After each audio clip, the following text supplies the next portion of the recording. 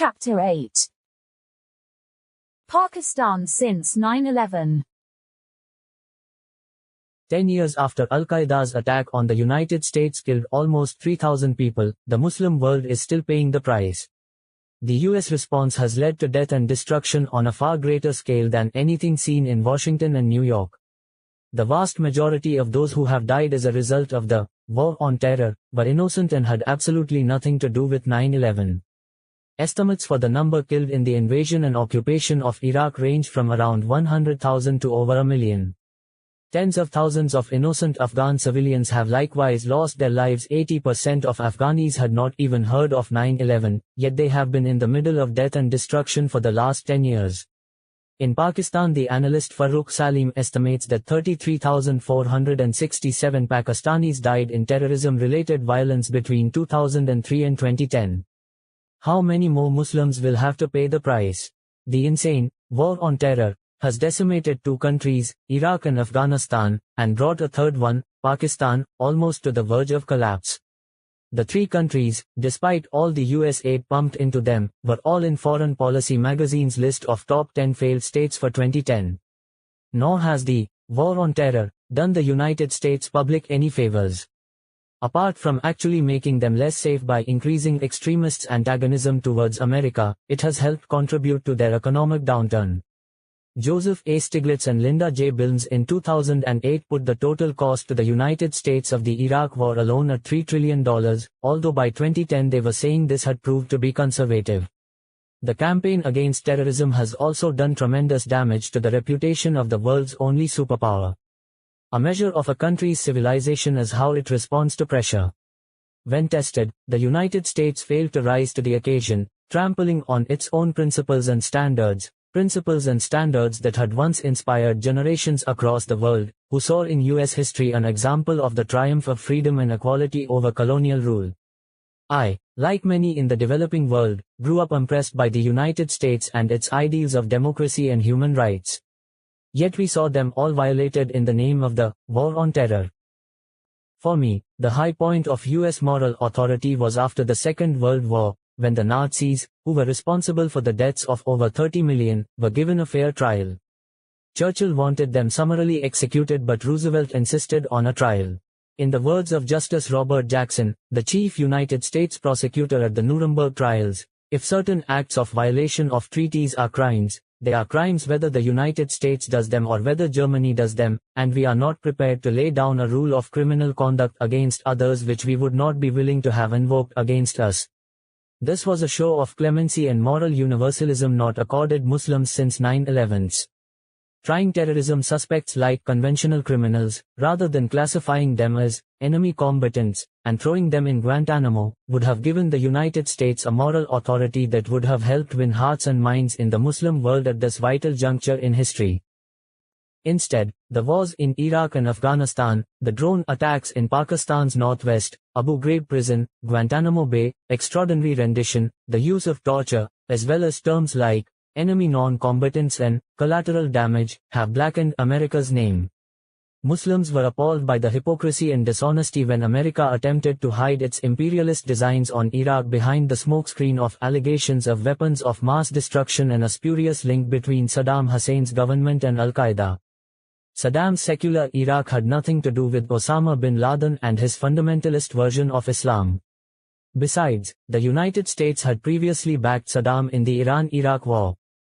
Nor did it escape people's attention that while it proclaimed its desire for democracy in Iraq, Washington had for decades backed authoritarian strongmen in the Middle East in order to protect its own interests. During the Cold War, the threat of communism was the excuse for supporting autocrats in the Third World. Now the bogeyman is radical Islam. After 9/11, governments from Russia to Israel and India have stepped up brutality against insurgents in their own countries under the cover of the war on terror. Their vicious suppression of any kind of dissent has further fueled extremism. With revolt spreading across the Arab world in early 2011, they have been wrong-footed, caught on the wrong side of history. For years dictators like Mubarak have used the threat of Islamism to keep the United States on their side, just as Musharraf did. Even during his last days in power, Mubarak tried to spook the Americans into saving him by claiming radical Islamists would take over Egypt. At the same time, Muammar Gaddafi was also blaming Libya's uprising on extremists, most notably Al-Qaeda. But now the ordinary people of countries like Egypt and Tunisia have been revealed to desire nothing more sinister than democracy, rule of law, freedom, jobs and equality. The myth that the Muslim world is made up of a small section of westernized, moderates, and a mass of ignorant conservatives ripe for exploitation by radical Islam has been fully exposed. The US-backed dictators and monarchs do not represent the aspirations of the people, who simply want the same rights taken for granted in the West. The irony is that these dictators or puppet rulers, as illustrated by the Shah of Iran, Afghanistan's Hamid Karzai and our own Musharraf and Zardari, can achieve very little for the United States. The policy is usually counterproductive in the end because by towing Washington's line the ruler loses all credibility and the respect of his people. As Michael Scheuer says about American foreign policy in his book Imperial Hubris, particularly in regards to Afghanistan and Pakistan, the lesson is not only that others will not do our dirty work, but that others will stop us from doing our dirty work as completely as possible. So committed are we to finding others to do hard and bloody things for us that we must read reality and enlist allies who cannot or will not do the job. In Muslim countries there is immense suspicion about certain lobbies taking advantage of the attacks on Washington and New York to pursue their interests. In the forefront was the lobby described by President Dwight D. Eisenhower in 1961 as the Industrial Military Complex, along with the neocons and their Project for the New American Century, a Washington think tank aimed at promoting American principles around the world. The 9/11 attacks provided the neocons with the perfect excuse to overthrow Saddam Hussein since they had been pushing for the idea of regime change in Iraq since 1997. The United States' own inquiries subsequently found there was no connection between Iraq and 9/11s. Aligned with them were the Israelis, who felt threatened by Iraq, and of course the oil industry. Ismail Hossein-Zadeh, an economics teacher at Drake University in Des Moines, Iowa, and author of The Political Economy of U.S. Militarism, goes so far as to suggest that the United States has been taken over by a military-industrial security financial cabal, aiming for full-spectrum dominance of the world. By dividing the globe into friends and foes, powerful beneficiaries of war and militarism compel both groups to embark on a path of militarization, which leads inevitably to militarism and authoritarian rule.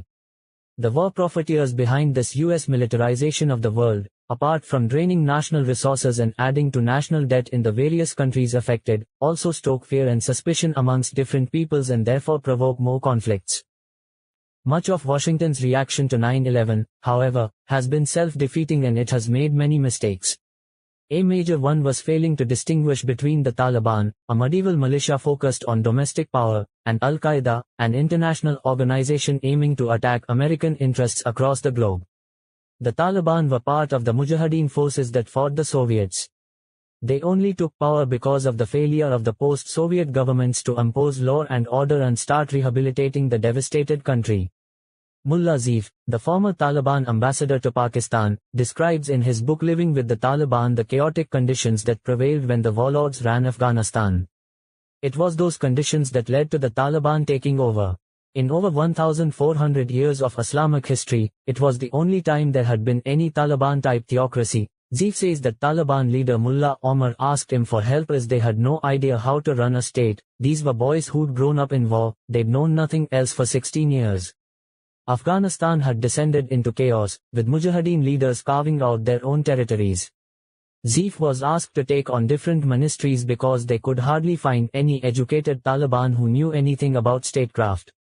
The United States accused the Taliban of harboring Al-Qaeda, but the Taliban inherited Osama bin Laden and his organization, which was already in Afghanistan when they took over.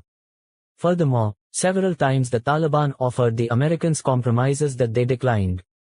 According to Mullah Zif, when the Americans were pushing for Afghanistan to hand bin Laden over after the bombings of U.S. embassies in Kenya and Tanzania in 1998, the Afghans offered to have him tried either in the Supreme Court of Afghanistan or in a court formed and chaired by 3 Islamic countries and held in a 4th Islamic country. Washington refused, demanding that he be handed over unconditionally. He claims they would not even consider dealing with bin Laden in The Hague. He also says Mullah Omar made the Americans another offer a few days after the 9/11 attacks, agreeing to have bin Laden tried by an Islamic court, if not in Afghanistan then in another Muslim country.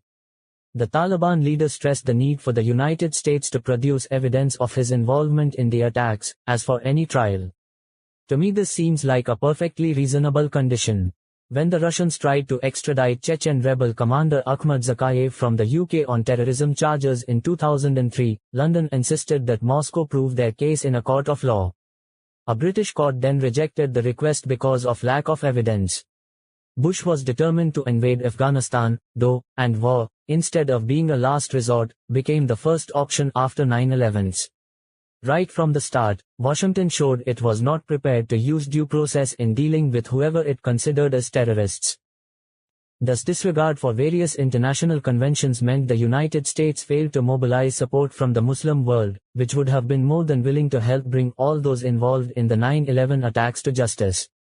I can say that in Pakistan at the time I heard nothing but deep sympathy for the United States because of those terrible images of innocent people jumping to their deaths from the burning Twin Towers. Instead Bush declared a war against terrorism as if the United States was fighting a conventional army. Most significantly, rather than simply treating those terrorists as criminals, war was declared against radical Islam. It was as if this was another ideological enemy for the West to rally against after fascism and communism. Lies and distortions by the United States and various European governments have been used to get the Western public behind the wars in both Iraq and Afghanistan. Inevitably, this fanned the perception that all Muslims were on trial. The first phone call I received from a journalist after 9/11 was from ITN's Martin Bashir. "As a Muslim, aren't you embarrassed by the attacks?" was his immediate question. I was shocked, then realized this was what others would be thinking too. Implying all the world's 1.3 billion Muslims should feel in some way responsible for an act of a handful of criminals is a bit like asking a Christian to feel responsible for Hitler or Stalin and their atrocities, or asking a Catholic in Rome if they supported the IRA blowing up children and tourists in Omagh in 1998. By putting a whole religion in the dock, the United States and its allies alienated many, normal, Muslims. Bush's response also served to further the terrorists' cause. They were elevated from mere criminals to holy warriors acting in the name of Islam. This meant that there was obviously going to be a minority of Muslims who viewed them as martyrs and approved of what they did. This was only to get worse over the course of the decade. The death of many innocent Muslim civilians serves as a rallying call for Al-Qaeda in its recruitment drive. This war on terror actually manufactures terrorists. Even if they are not prepared to go to the extremes of the late bin Laden and his cohorts, the resentments bin Laden listed are felt by many Muslims. The war on terror simply added to the list of grievances by causing the death of more innocent Muslim civilians. Many more terrorist attacks since 9/11, including the 7/7 bombings in London, the failed Times Square bombing, and recently the shooting of 2 American soldiers by a Muslim at Frankfurt Airport in Germany, were all in reaction to the wars in Afghanistan and Iraq. I was dismayed by the West's refusal to try and understand the root causes of the religious fanaticism that had been growing for years in the Muslim world, fueled by injustices against Muslims in Kashmir, Chechnya, Bosnia, Palestine and other places. The 9/11 attacks were undoubtedly acts of terrorism, but much of the fighting going on in many of these places is a question of ordinary Muslims reacting to what is perceived as foreign invasion or occupation. When a Muslim insurgent fights, he does so in the name of Islam because to fight against injustice is jihad. Moreover, people signing up to fight alongside their Muslim brothers from other countries is simply like British or American Jews wanting to do national service in Israel. It is a question of identifying with the struggle of your co-religionists. To the Islamic world, it seems that the international community is always ready to leap to the defense of Christians, but that it turns a blind eye when it comes to Muslims' right to self-determination. The UN agreed to a referendum on Christian-majority East Timor's independence from Indonesia, but a UN resolution to hold a referendum on Kashmiri independence was never implemented, nor were various UN resolutions against Israel. There are many conspiracy theories surrounding 9/11, but for me the biggest conspiracy of all was the way in which genuine political concerns in the Muslim world over the Palestinian-Israeli issue were portrayed as religious warmongering. When Saudi Prince Al-Walid bin Talal bin Abdul Aziz Al Saud suggested that US policy in the Middle East, and on the Palestine question in particular, might have contributed to the 9/11 attacks, New York Mayor Rudolph W. Giuliani promptly rejected the prince's offer of $10 million for the Twin Towers Fund. "I am telling Americans what America is beginning to know already," the prince told the New York Times at the time. "America has to understand that if it wants to extract the roots of this ridiculous and terrible act, this issue of the Palestinians has to be solved." Bush claimed Al-Qaeda hate our freedoms, our freedom of religion, our freedom of speech, our freedom to vote and assemble and disagree with each other. Yet the British journalist Robert Fisk, one of the few Westerners to have interviewed Osama bin Laden, has written that the Al-Qaeda leader listed three main reasons for his hatred of the United States: its support for Israel against the Palestinians, its support of the Saudi monarchy and the presence of US troops in Muslim lands. This is backed up by bin Laden's 12-page treatise, Declaration of War Against the United States, which states his intention to fight the United States and lays out his political reasons for doing so. Again, his grievances involve US backing for Arab police states in Israel, US presence on the Arabian Peninsula, US troops being stationed in Islamic nations and US support for other countries that oppress Muslims, especially Russia, China and India. He made no mention of hating the West's way of life or democracy. Instead of addressing the Muslim world's primary source of grievance against the United States, the Israel-Palestine situation, Washington blamed rising Islamic extremism. Bush's suggestion that there was some kind of cultural battle going on between the West and Islam risks becoming a self-fulfilling prophecy. The Western media often portrays Islam as being incompatible with Western values, in the way that communism and fascism were. But if you are going to make one religion your foe, how do you define that religion? Islam is different in every country, it varies across the world. Moroccan Islam is different to Indonesian Islam, which is different to Pakistani Islam. Even within the 4 provinces of Pakistan there are differences in the way the religion is practiced. Within every religious community there are a variety of cultures and views, and every human community and every religion has a minority of radicals. To many Muslims, US interference in internal politics, its disregard for other countries' sovereignty, its backing of corrupt dictators, and most of all its invasion of Iraq and Afghanistan are just the latest examples of colonial injustices in a long list that started with Napoleon's invasion of Egypt in 1798. Young Muslims today are horrified to see the independence their forefathers battled so hard for compromised by corrupt rulers who have bartered the freedom and sovereignty of their country to get US backing. Of course, the white Western man has been imposing his version of events on the world for centuries. When I was growing up we used to read comic books in which the Red Indians were the baddies and the cowboys the goodies. When I got older I discovered that actually the Red Indians were decimated, wiped off their own land, like the Aborigines in Australia.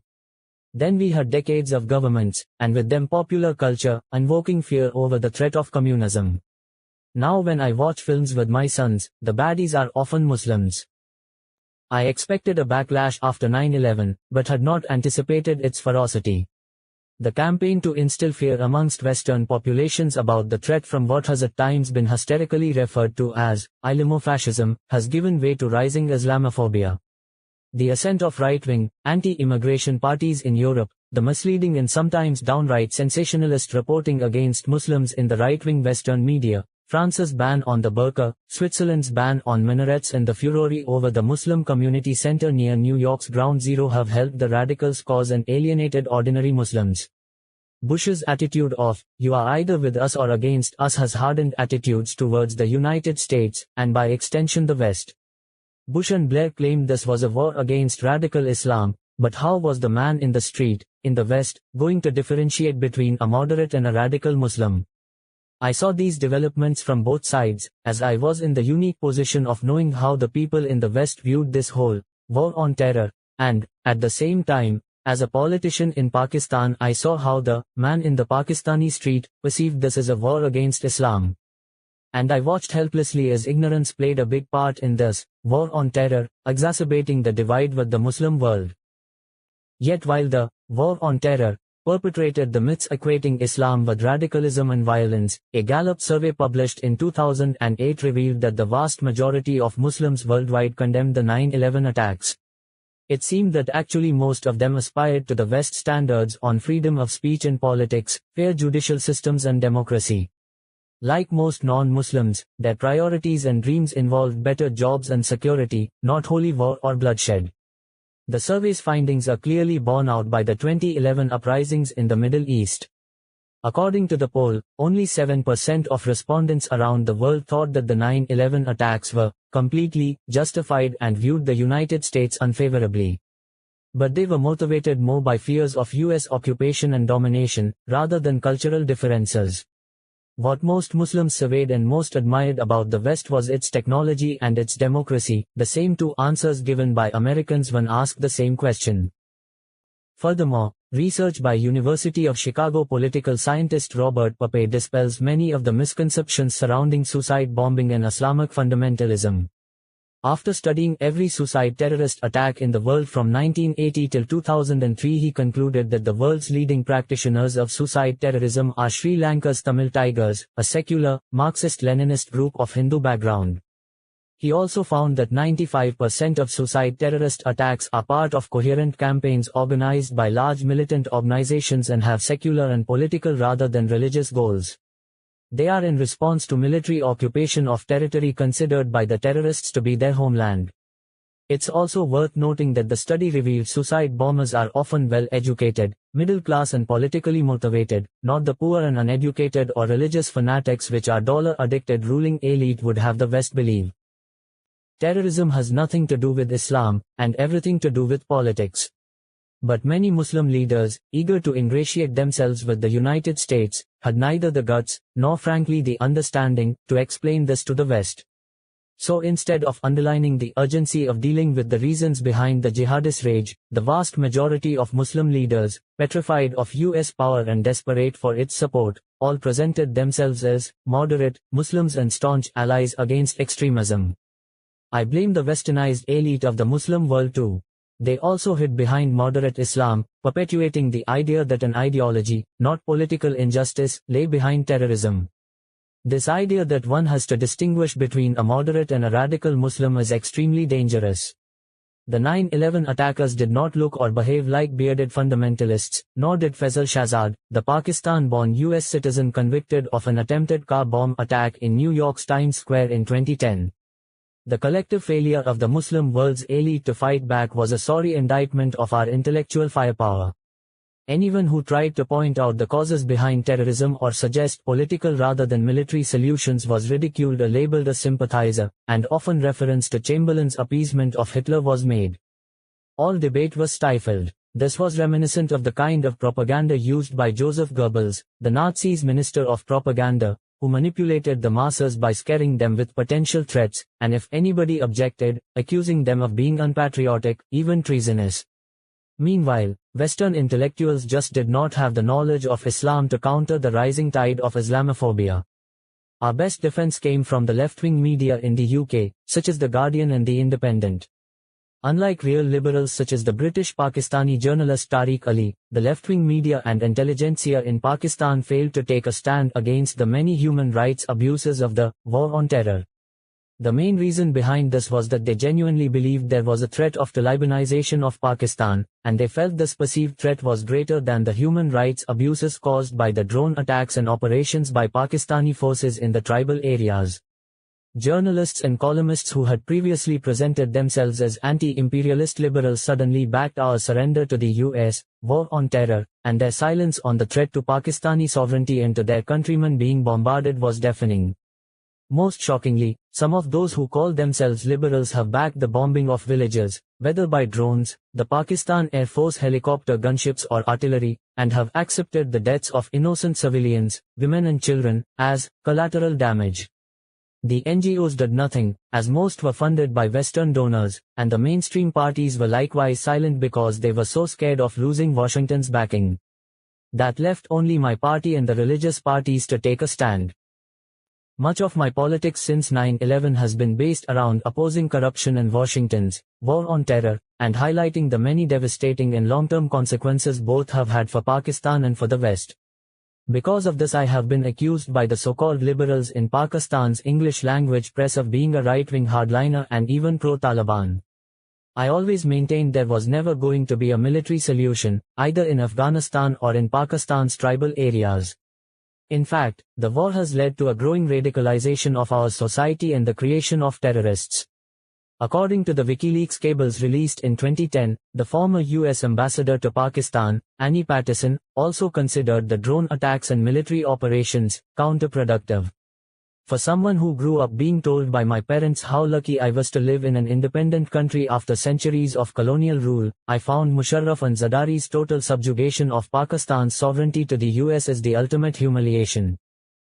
First to go in Musharraf's string of abandoned principles was our relationship with Afghanistan. Soon after the 9/11 attacks, Washington gave him a list of 7 demands. These involved clamping down on Al-Qaeda operations on the Pakistani border, handing over intelligence information, granting US access to Pakistan's naval and air bases, breaking off diplomatic relations with the Taliban regime in Afghanistan and cutting off their fuel supply. Musharraf immediately agreed to all 7 demands. A good relationship with Afghanistan had been key to Pakistan's strategy of strategic depth towards India. That meant ensuring a pro-Islamabad regime in Kabul to counter any potential aggression from the east. Pakistan had recognized the Taliban regime since 1996. The alacrity with which Musharraf capitulated amazed even Washington, dismayed the Pakistani military and shocked the public. He took us into the war on terror, when no Pakistani had been involved in the 9/11 attacks and Al-Qaeda was a CIA-trained militant group based in Afghanistan, and there were no militant Taliban in Pakistan. He also gave US intelligence agencies a free hand to pick up any Pakistani citizen or foreigner suspected of terrorism. After being strong-armed by the Americans, Pakistan's political elite shamefully accepted dollars in exchange for turning on its own people. The problem with Musharraf was that he had no roadmap and therefore no idea about when to compromise and when not to.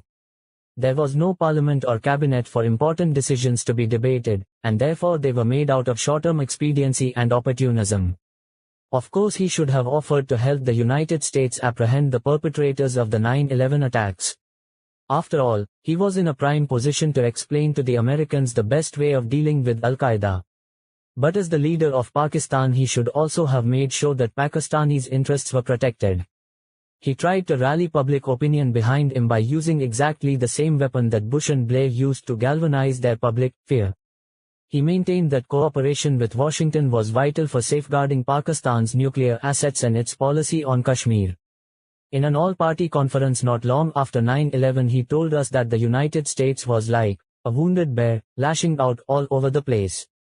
We had to go along with whatever it wanted, otherwise we could be destroyed. General Musharraf wrote later that the US Deputy Secretary of State, Richard Armitage, told his intelligence director that we had to help the US or Pakistan will be bombed, back to the Stone Age. He told us India was willing to take our place as the US's ally against the Taliban and that the United States could use India to destroy us just as they had used the Northern Alliance in Afghanistan to destroy the Taliban. I have never seen Pakistanis so petrified of US anger as during this period.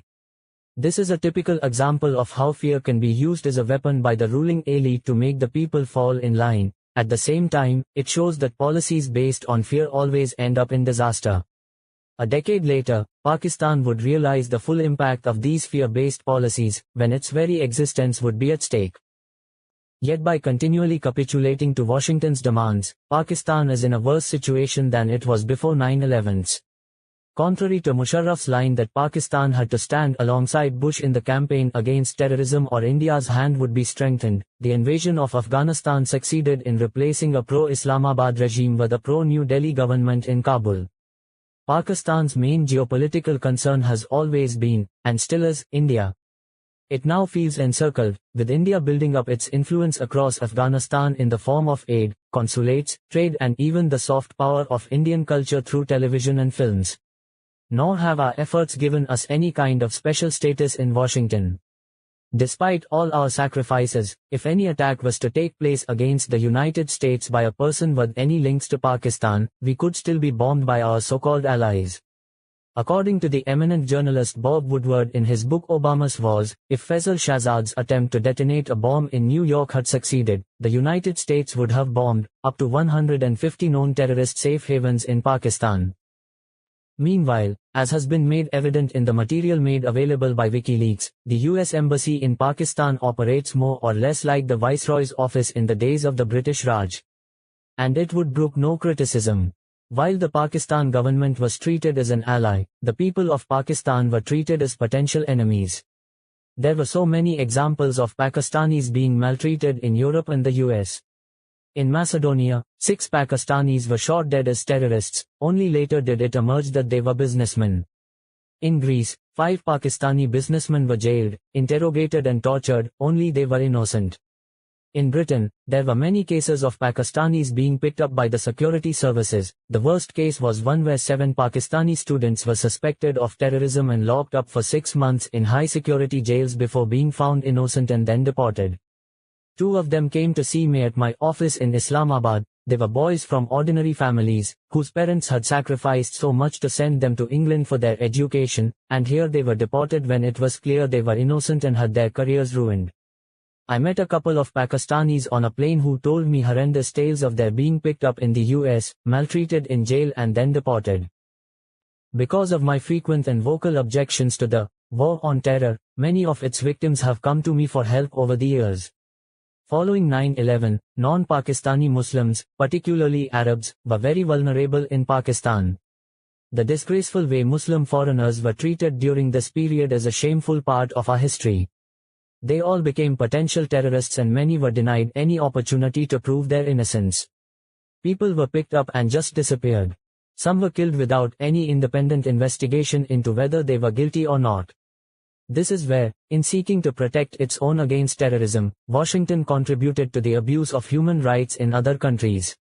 In the UK, when London's Metropolitan Police shot dead an innocent Brazilian man after the 7/7 attacks, there was national outrage, leading to a proper inquiry and compensation for the family. But in Pakistan it was, and still is, as if human life is worthless. I started to receive a succession of visits or calls to my office from people whose loved ones had disappeared, picked up by the Pakistani army or intelligence agencies. They wanted to know what their husbands or sons or nephews had been accused of and where they were. But nobody would help them, such was the fear of associating with anyone even linked to accusations of terrorism. In 2003, I led the first demonstrations with the families of the missing persons outside Parliament. A year earlier, in 2002, Dr. Amir Aziz was picked up and disappeared. He was an orthopedic surgeon who would take a team of doctors to Afghanistan every summer for voluntary medical work. I knew Dr. Aziz as he had also done volunteer work in my cancer hospital. According to news reports at the time, Aziz was picked up by police working with FBI agents and accused of supplying anthrax to Al-Qaeda and Taliban militants. I called up a few opposition politicians and one of the religious parties, suggesting we organize a press conference to highlight the doctor's arrest. They were all too scared to do anything, so I did the press conference alone. Soon the Pakistani Medical Association in Lahore protested against his detention. Then the other political parties started to raise objections. The man was released without charge after being kept in the American embassy for a month. He told me he believed that were it not for the public protests, he would have ended up in Guantanamo Bay. The family of Dr. A. Fia Siddiqui also came to me. The Americans have claimed the Pakistani neuroscientist and mother of 3 was an Al-Qaeda member, although she has never been charged with terrorism-related offenses. Her family believed that Siddiqui disappeared in 2003 for 5 years because she was imprisoned and tortured by the Americans.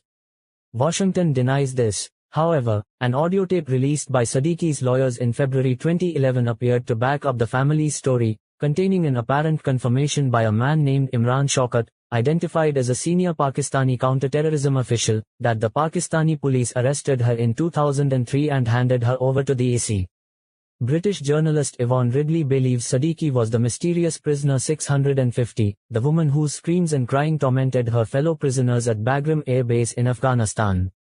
When Siddiqui first disappeared, her uncle rang me and told me that the last her family had heard from her, she was about to take a train from Karachi to Islamabad with her 3 young children and that she had been too scared to travel by plane because she had heard she was on some FBI list. Afia's mother then called me asking for help. I agreed to do a press conference with her. But the following day she backed out after receiving a phone call from one of the Pakistani intelligence agencies warning her that if she went ahead with the press conference she would never see her daughter or 3 grandchildren again. Initially, the PPP and PMLN did not dare touch Siddiqui's case.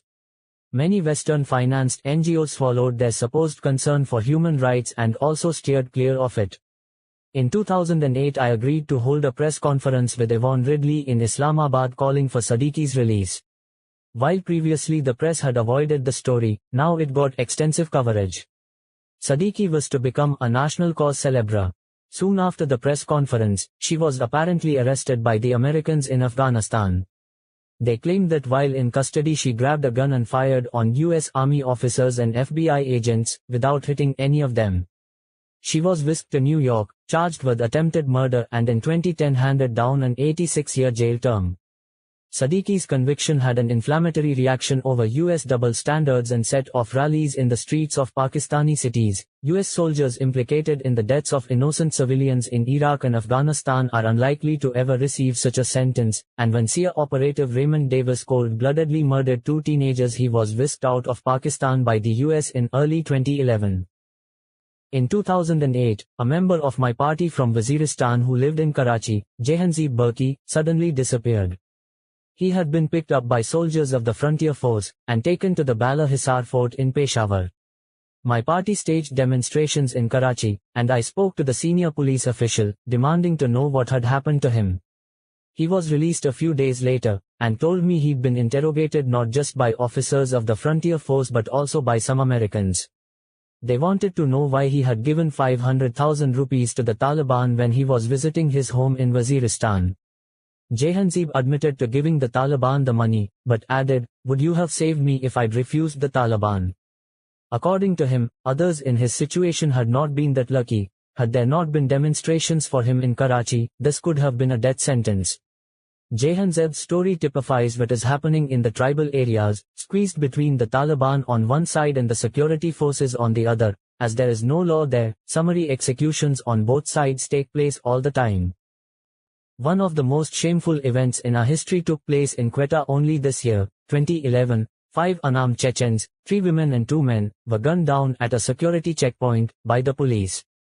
The police claimed they were terrorists, but a photograph was released of one of the women, who it turned out was 7 months pregnant, showing her putting her hand up to beg for mercy, or pointing to God.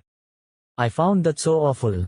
God knows how many such incidents have taken place that have not been caught on camera. Another scandal illustrating the Musharraf government's appalling record on due process was the treatment of Mullah Zeef. The Taliban government's ambassador to Pakistan was, with total disregard for diplomatic immunity as outlined by the Geneva Convention, seized by the Pakistani authorities a few months after the 9/11 attacks and handed over to the Americans. I had met Zeef in 2000 while he was working in Islamabad to talk about the build-up in tension at the time between Iran and Afghanistan and found him to be a very civilized, cultured and softly spoken gentleman. In his book My Life with the Taliban, he describes what happened when the Pakistanis handed him over to the Americans. They ripped the black cloth from my face and for the first time I could see where I was. Pakistani and American soldiers stood around me. The Pakistani soldiers were all staring as the Americans hit me and tore the remaining clothes off from my body. Eventually I was completely naked, and the Pakistani soldiers, the defenders of the Holy Quran, shamelessly watched me with smiles on their faces, saluting this disgraceful action of the Americans. They held a handover ceremony with the Americans right in front of my eyes. That moment is written in my memory like a stain on my soul. Even if Pakistan was unable to stand up to the godless Americans, I would at least have expected them to insist that treatment like this would never take place under their eyes or on their own sovereign territory. There were so many cases like this. Anyone having anything to do with the Taliban was considered a terrorist. Yet up till 9/11 Pakistan had been one of only 3 countries to recognize the Islamic Emirate of Afghanistan. Saudi Arabia and the United Arab Emirates were the others, so of course there were people with links to institutions and people there. In Pakistan, the Taliban were considered fundamentalists, but not terrorists. As for Al-Qaeda, few Pakistanis had ever heard of them. If they had, they considered them to be like the Afghan Mujahideen, a jihadi organization that had originally been formed to fight the Soviets. Regardless of what any of these terrorism suspects are believed to have done, the most important point is that due process should have been followed. That is the mark of a civilized country. Pakistan's fragile democratic institutions were under attack, though, as Musharraf's government chipped away at rule of law across the board. The general had to take increasingly unconstitutional steps to shore up his power as his alliance with the United States dented his popularity. One compromise followed another. On coming to power, he made an immediate show of cracking down on graft. Zardari had been jailed for corruption while Benazir had already left the country to escape charges leveled at her under Sharif's regime. Sharif himself was sentenced to life imprisonment on hijacking and terrorism charges the year after the coup, but in another one of Musharraf's compromises, he was soon pardoned and went into exile in Saudi Arabia. I was still holding out hope for Musharraf in 2002, when he announced a referendum to extend his term as president. His assumption of power had been challenged by several court petitions, so he had introduced the Oath of Judges order in early 2000, which required judges to take a fresh oath of office, swearing allegiance to military rule. A few refused and resigned in protest, and others were dismissed by Musharraf. The Supreme Court was insisting that he hold national elections by the 12th of October 2002. So he needed a referendum to bolster his legitimacy as president after the return to democracy. My party's central executive debated for a day and a half whether to support this highly unconstitutional proposal. After all, the general had promised a return to democracy within 3 years of his coup. In the end, we could not decide, so I rang Musharraf, who invited us all to go and discuss it with him in person. He persuaded us that he needed the guarantee of another 5 years in office in order to implement his anti-corruption campaign. He succeeded in charming everyone, even the few skeptics on our Central Executive Committee. He succeeded because we were still wary of Benazir and Sharif making a comeback, amid memories of their incompetence and corruption. Nonetheless, the referendum turned out to be a disaster, drawing widespread allegations of ballot rigging. Musharraf claimed 50% of the voting population turned out, and that 98% voted yes to 5 more years of him. It was so obviously not true it was a national embarrassment. The government had been able to deploy all its resources to encourage turnout while banning political parties from holding rallies against the referendum. My party was deeply embarrassed about supporting this fraudulent referendum, and I had to go on television eventually and apologize to the nation for supporting it. This made my party and me realize that in future never again would we support anything unconstitutional. The United States conveniently turned a blind eye. I am not going to indulge in the specific dynamics of politics in Pakistan, Deputy Assistant Secretary of State Donald Camp told the New York Times when asked about the upcoming referendum. Washington's indifference to the state of internal Pakistani politics continued throughout most of the decade, even as Musharraf's government became mired in corruption. Having allowed the country's crooked political mafia to infiltrate his government, Musharraf became increasingly compromised. At one point he had about 80 federal ministers, most of the positions doled out as political bribes. The National Accountability Bureau became simply a weapon with which to intimidate the opposition. With each desperate effort to retain power, Musharraf succeeded in taking us back to the old days of Benazir and Sharif, exactly the kind of climate of sleaze he had first pledged to eradicate. Musharraf's final and greatest compromise was the National Reconciliation Ordinance, NRO, a power-sharing deal he concocted in 2007 to enable him to run for re-election as president and bring back Benazir Bhutto as prime minister. Under the agreement brokered by the Americans and the British, despite the implications for the country's governance, more than 8,000 bureaucrats, government officials, bankers and politicians charged with corruption offences between 1986 and 1999 were given an amnesty, including Benazir and Zardari. According to documents given by the National Accountability Bureau to the Supreme Court, these people were suspected of robbing Pakistan of 1,060 billion rupees, with Benazir and Zardari together accounting for 140 billion of that total. Add to that the 2 billion rupees of Pakistani taxpayers' money previously spent pursuing corruption cases against Benazir and Zardari in Swiss courts. The NRO also annulled thousands of cases of murder and assassination believed to have been committed by the MQM. This was something neither the Americans nor the British would ever have allowed in their own countries, but of course the priority was the war on terror, and the US needed a puppet government in Islamabad which had no qualms about the bombing of villages in our tribal areas, and wasn't squeamish about collateral damage. As Hilary Sinnett, British High Commissioner to Islamabad from 2001 to 2003, put it in his book Transforming Pakistan, Ways Out of Instability.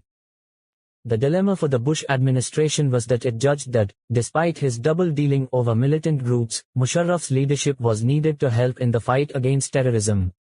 At the same time, it also advocated elections and progress towards democracy. Yet the outcome of truly open and democratic elections seemed unlikely to deliver an effective system of governance for Pakistan or to provide sufficient support for the US military campaign. The only answer seemed to be for some kind of deal to be made between Musharraf and a potential elected leadership, the outcome of which, it was hoped, would do the least damage, either to Pakistan or to US interests. Of course it has damaged both, but most of all Pakistan. In brokering the NRO and giving Pakistanis the impression that Benazir Bhutto was being rehabilitated in order to do Washington's bidding, the Americans had given her the kiss of death. Much later, WikiLeaks revealed Asif Zardari had told the US ambassador that Benazir was only returning to Pakistan after getting a green light from the Americans. A few weeks before Benazir's death, I was at a conference in Delhi and talking to Mehbooba Mufti, the Kashmiri politician, when Jeb Bush, George W. Bush's brother, joined us. He asked me, were people excited about Benazir coming back? She is a dead woman walking, I said, a target to the militants on one side, because she had adopted Washington's policies on Al-Qaeda and the Taliban, and on the other side a target to politicians threatened by her, scared they would lose power. They could have her assassinated and blamed the Taliban. Poor Benazir didn't have a chance. She might have escaped when Musharraf declared a state of emergency on the 3rd of November 2007, she boycotted the election and flew to Dubai. She had seen the low turnout at her rallies, her popularity had plunged as she was perceived as a US stooge and had aligned herself with Musharraf. Sadly for her, Washington forced her to change her decision and within 48 hours she was back in Pakistan. Musharraf, after finally resigning from his army post, succeeded in his plan of being sworn in for a second term as president, but poor Benazir was assassinated in a suicide bombing at an election campaign rally in Rawalpindi in December. Zardari has vowed to hunt down those responsible, but there has been little progress in the investigation and her death remains one of the most speculated upon mysteries in Pakistani history. The government spokesman immediately blamed Taliban leader Batillah Masood. It was the reaction of the People's Party that was hard to understand, after making various accusations, at the establishment, at the Taliban, and at the Q League, they called for a UN inquiry. People asked, why would a party sitting in government ask the UN to conduct an inquiry when all the intelligence agencies were controlled by that party now in power? The UN inquiry took 3 years and, in April 2010, dismissed allegations against Zardari, blamed Musharraf for failing to protect Bhutto and accused police and intelligence officials of hindering the probe into her death. Everyone knew it was a cover-up and whoever had with undue haste hosed down the crime scene did irreparable damage to investigations. We didn't need 3 years of UN inquiry to tell us this obvious fact. In February 2011 an arrest warrant was issued for Musharraf in connection with Bhutto's assassination. When I came out of jail in 2007, I felt there was so much opposition to Musharraf he was unlikely to win even if he rigged the polls, and felt the APDM, All Parties Democratic Movement, should contest the elections. However, other opposition parties and members of the lawyers' movement were less confident. Musharraf had only given us 5 weeks' notice for the elections. Emergency rule was still in place, there was a clampdown on the media and Musharraf controlled the caretaker government, the local administration, the intelligence agencies, the election commission and the Supreme Court. They felt it was impossible to have free and fair elections. If he won he would declare the polls a referendum against the Chief Justice, and the puppet judges he had already started to fill the judiciary with would be legitimized. That would put an end to any hope of having an independent judicial system for Pakistan. The Americans didn't seem to care. The State Department kept talking about free and fair elections and reversing the state of emergency, but failed to mention the reinstatement of the judges, especially the Chief Justice of the Supreme Court. WikiLeaks, in 2011, would reveal that US Ambassador Annie Patterson was not in favor of having the Chief Justice reinstated. If the judges were not reinstalled, how could there be free and fair elections? Was Musharraf going to be left to decide what was free and fair? So the APDM, the alliance of parties opposed to Musharraf, announced an election boycott on the 24th of November. Then things started happening fast. Nawaz Sharif was suddenly and mysteriously allowed to return to Pakistan despite a 10-year ban on him re-entering politics, raising suspicions of foreign forces behind the scenes. There was considerable pressure from the Americans and the British for everyone to run in the elections and legitimize the anticipated win for the so-called Liberal Alliance. Having led the move to boycott the elections, Sharif then started to waver before finally betraying us all by succumbing to a combination of American, British and Saudi pressure.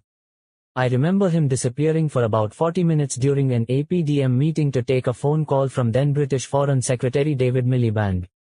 Most of the rest of the APDM, a combination of religious, regional and secular parties as well as my own, went ahead with the boycott. Later, we discovered that Asfandyar Wali, leader of the Awami National Party, ANP, the main Pashtun party, had been somehow lured into also running during a trip to Washington. The 2008 elections were never meant to bring democracy to Pakistan, which the lawyers' movement, along with my party and backed by the civil society groups, had struggled so hard to get. Instead we were betrayed by self-serving politicians in cahoots with the Bush administration. By 2004 anger had been growing over the wars in Iraq and Afghanistan, rampant human rights abuses and Pakistan's loss of sovereignty. For the Muslim masses, and especially the jihadi groups, the invasion of Iraq was the last straw, confirming their belief that the United States was at war against Islam. Their anger at Pakistan's alliance with Washington deepened. As we'll see later, the crucial turning point was when Musharraf launched military operations in Waziristan, sparking a revolt against the army by tribal Pashtuns. It was also the year that the CIA also launched its highly controversial covert campaign to target militants with drone attacks in the tribal areas. It was also the time when the jihadi groups that had been nurtured by both the ISI and the CIA during the Soviet war in Afghanistan turned against the Pakistan army. The ideological element within these groups went and joined what became the Pakistani Taliban. One of them was Ilyas Kashmiri, a former decorated asset of the ISI, who had joined a jihadi group to fight in Kashmir. After 2004 he turned against the army and was responsible for many daring attacks until he was killed by a drone attack in Waziristan in June 2011. Attacks against security forces, particularly the army and the police, shot up after 2004. There were assaults on officers belonging to the ISI and FIA, the Federal Investigation Agency, as well as against Pakistan Air Force employees. Musharraf himself became a target with at least 4 attempts on his life. In 2009 6 soldiers died in an audacious assault on the army headquarters in Rawalpindi. Another decisive factor in this growing hostility towards the security forces was the Lal Masjid affair in 2007 when the army stormed Islamabad's Red Mosque, killing scores of religious students holed up inside the mosque and its madrasa compound.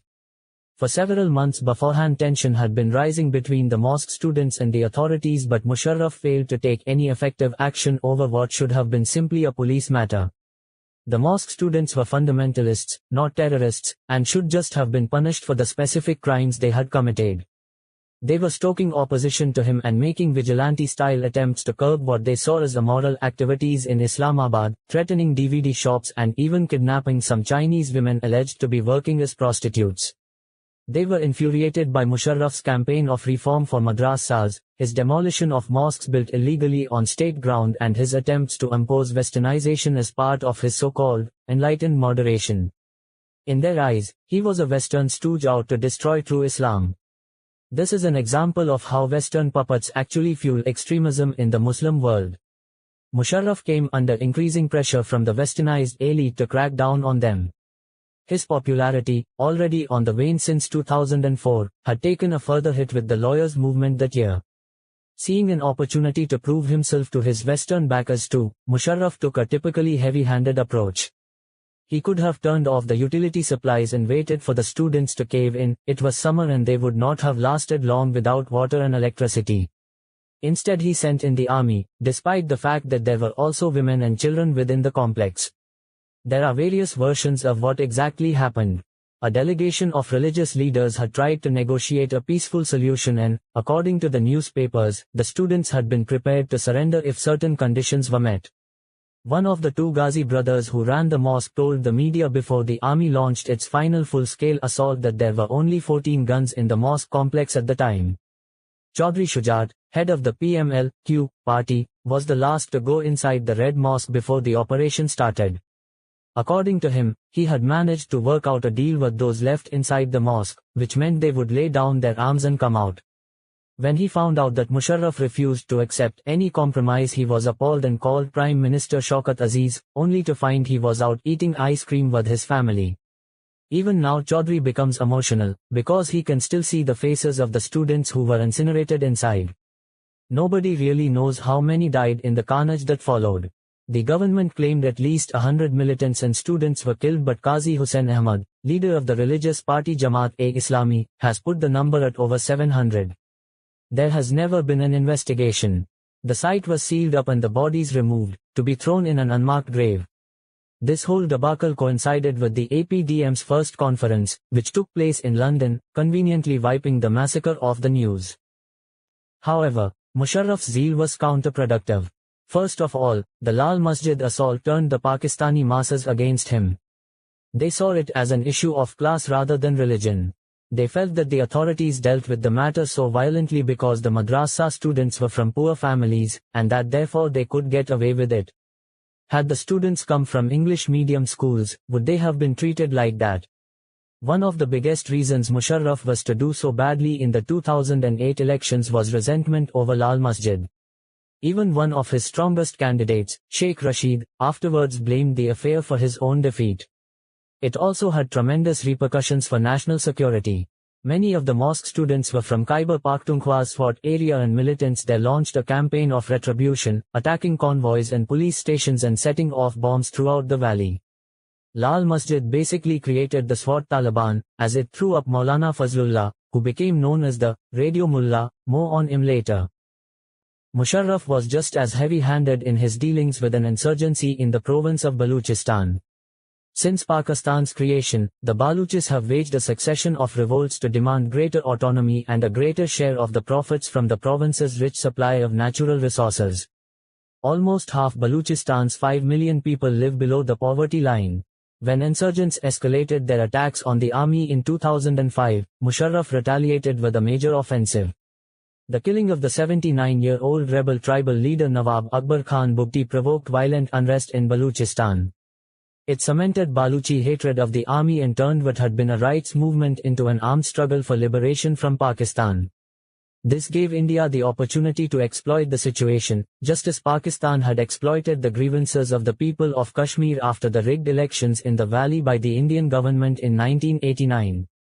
Today the unrest in Baluchistan is costing the country a fortune in security to try to prevent regular terrorist assaults and sabotage attacks on gas pipelines.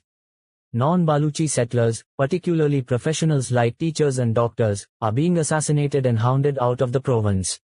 Over 100,000 settlers have been forced out. The February 2008 elections were a disaster for Musharraf. Benazir's return to Pakistan was not warmly received, and, by associating herself with Musharraf through the NRO deal, she had damaged her reputation. However, her tragic assassination sparked anger against Musharraf. It became the last straw and set off a wave of sympathy for the PPP, which gained the most seats, but no clear majority.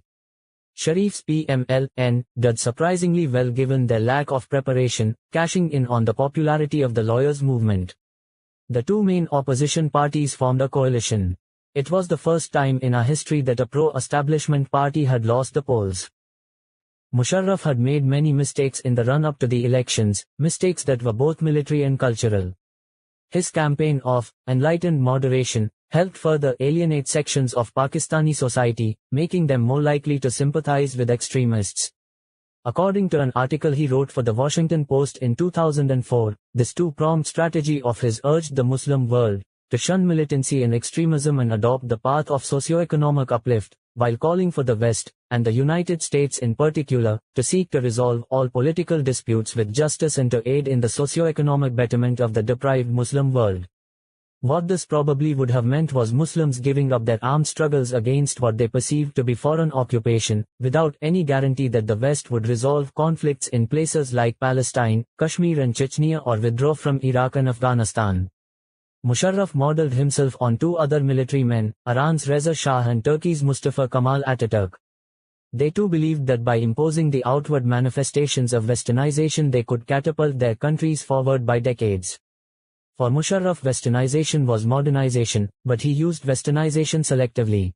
The West's success lay in genuine democracy, strong institutions, education, and independent judiciary, a free media and free speech, whereas Musharraf was doing the opposite.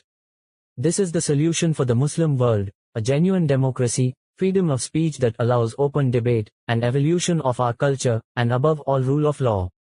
What it does not need is pseudo-westernization with Muslim westernized elites aping superficial aspects of the Western society, in reaction to which we have seen the growth of fundamentalism, which in turn stunts the growth of our culture. Musharraf took the Pakistani elite's obsession with being Western clones to new heights. There were fashion shows put on for foreign dignitaries in the houses of the president and the prime minister. I can remember a politician's wife complaining to me about how embarrassing she always found this. Female television presenters on some channels were told to wear Western dress. The use of English in the media was encouraged. Musharraf often spoke in English himself at press conferences, and Shaukat Aziz, then finance minister, delivered the national budget in English, a language spoken by only a tiny minority of the country.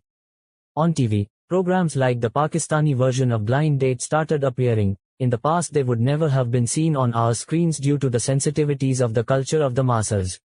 For ordinary Pakistanis, this came across as Western vulgarity and bred fear and resentment. In my constituency, Miyawali, locals told me about their dislike of it, complaining that it had become difficult for families to watch television together. And so, thanks to Musharraf and America's war on terror, Pakistan finds itself in its sorry predicament today. We now have our worst ever government, that of Zardari. A man perceived by most Pakistanis to be our most corrupt politician inherited the leadership of the PPP party following Benazir's death and became president by producing a piece of paper that he said willed the party to him and his son, which no one has been able to authenticate. On the basis of that, he has become our president. My party was the only one to protest, organizing a demonstration on Islamabad's Constitutional Avenue, where we declared we were protesting to let later generations know we were not part of this crime, where someone with a criminal record could become our president. The other parties were too afraid of Zardari, knowing he had the ability to ruthlessly exploit any weakness in a corrupt politician. The most bizarre behavior came from Sharif. Not only had he jailed Zardari for corruption during both his terms as Prime Minister, but he had spent millions of rupees of taxpayers' money on pursuing cases against him. Now he became Zardari's biggest supporter and in the presidential election did not even challenge his nomination papers. Of course the reason was not that Sharif suddenly had a change of heart. Through Zardari he wanted to get rid of Musharraf, and he was scared that Zardari as president would open up corruption cases against him. However, one good thing that came out of the elections was that there was a lull in terrorism, as both the PPP and the PMLN had spoken out in favor of a political solution to the war on terror, and said they were against military action in Khyber Pakhtunkhwa. The lull lasted till May 2008 when, under pressure from the Americans, Zardari launched a military operation in Bajaur, in the tribal areas. The bombing of the Marriott Hotel in Islamabad in 2008, when over 50 people died, was widely believed to be in response to the Bajaur operation. Not only has terrorism broken all records under Zardari, but so has corruption. In 2010, Transparency International ranked Pakistan the 34th most corrupt country in the world, with about 70% of respondents perceiving Zardari's government to be more corrupt than that of Musharraf. And graft, together with incompetence, cronyism and tax evasion, is destroying the country's economy. Major state corporations such as the railways, Pakistan International Airlines, Pakistan Steel Mills and the Water and Power Development Authority have become bloated white elephants, costing the national exchequer a total of 250 billion rupees a year. These organizations are plundered, only for the taxpayer to pick up the bill for the losses due to corruption and inefficiencies. Most controversially, Pakistan has one of the lowest tax collection rates in the world with a tax to GDP ratio of about 9%, only about 2.5 million are registered to pay tax, representing less than 2% of the population. The country relies instead on sales tax, which of course everybody pays at the same rate, regardless of income. The poor effectively subsidize the rich, and the powerful do everything they can to maintain this injustice. Our politicians are some of the worst culprits. A survey found 61% of Pakistani parliamentarians pay no tax at all. According to his 2009-2010 tax returns, the billionaire Nawaz Sharif paid income tax of 5,000 rupees, about 60 United States dollars, while Zardari paid nothing at all. Rich landowners also participate in this ruthless exploitation of the poor. Agriculture is untaxed, despite the industry employing almost half the population. 5% of the farmers own 37% of the land, yet they pay no income tax. So the United States, by giving the Pakistani government aid in return for its contribution to the war on terror, is simply propping up this appalling system. Why should the Pakistani rich bother to pay taxes when foreign loans and aid money are always there to cover up their incompetence and corruption and pay for their lavish lifestyle? And why should politicians bother to fix the economy when they can artificially maintain it with American dollars? This also begs the question, do American taxpayers really want to be subsidizing Pakistan's elite at a time of domestic economic woes and rising unemployment? Pakistan's economy is sinking fast, it is ill-equipped to deal with the enormous cost of bearing the brunt of America's war on terror. Zardari, speaking recently in Turkey, put the cumulative cost of the war on terror for Pakistan in the 9 years since 9/11 at 68 billion United States dollars, while the total aid that has come to Pakistan is $20 billion. US aid money for the military doesn't help the economy, and non-military aid seems to disappear into the bank accounts of the political leadership and their cronies. Another crutch holding up our ailing economy, and therefore the government, is World Bank and IMF loans that everybody knows Pakistan will never be able to repay. These loans, along with US and European aid money, are like bribes to the Pakistani political elite to keep fighting America's war for them. This was painfully evident when in October 2010 Pakistan's Foreign Minister Shah Mahmood Qureshi told the European Parliament, "If you want to help us fight extremism and terrorism, one way of doing that is making Pakistan economically stable." Pakistan's ruling elite threatens the West with fears about Islamic militancy to extract more money out of them. Even more blatant is a quote from Zardari in Bob Woodward's Obama's Wars.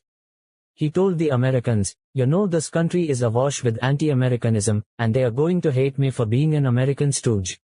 You have to give me economic resources so that I can win over the people, so that there's something in it for them."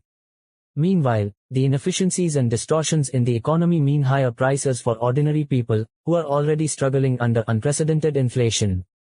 That in turn fuels corruption amongst the police and government officials. In return for total subservience to the United States, the ordinary people of Pakistan have suffered immensely. The corrupt politicians have dug in deeper, the elite have got richer, and the militants are more numerous and more determined. The ordinary people of this country are facing economic hardship and bloodshed in the streets. Every day the newspapers are filled with reports of people killing themselves and sometimes their families because of desperation over how to make ends meet. 34,000 innocent people have been killed since 2003, millions have been displaced by fighting, and we are facing civil war in the tribal areas and a rising insurgency in Balochistan. The country today faces unprecedented unemployment, inflation, breakdowns in infrastructure, shortages of gas and power, and lawlessness. The war has been a disaster for the people but made the powerful richer.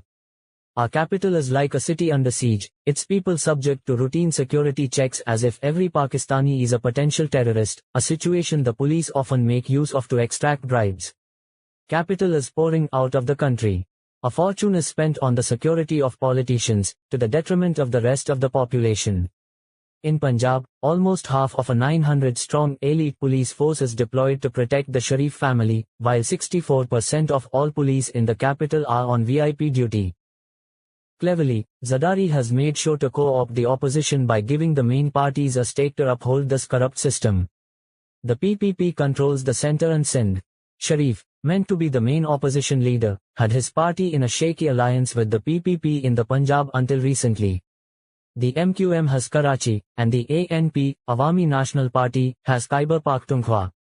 Even the MMA, Muttahida Majlis-e-Amal, the religious coalition, leader Maulana Fazl-ur-Rahman, who is perceived to be very pro-Taliban, became part of his cabinet at one point.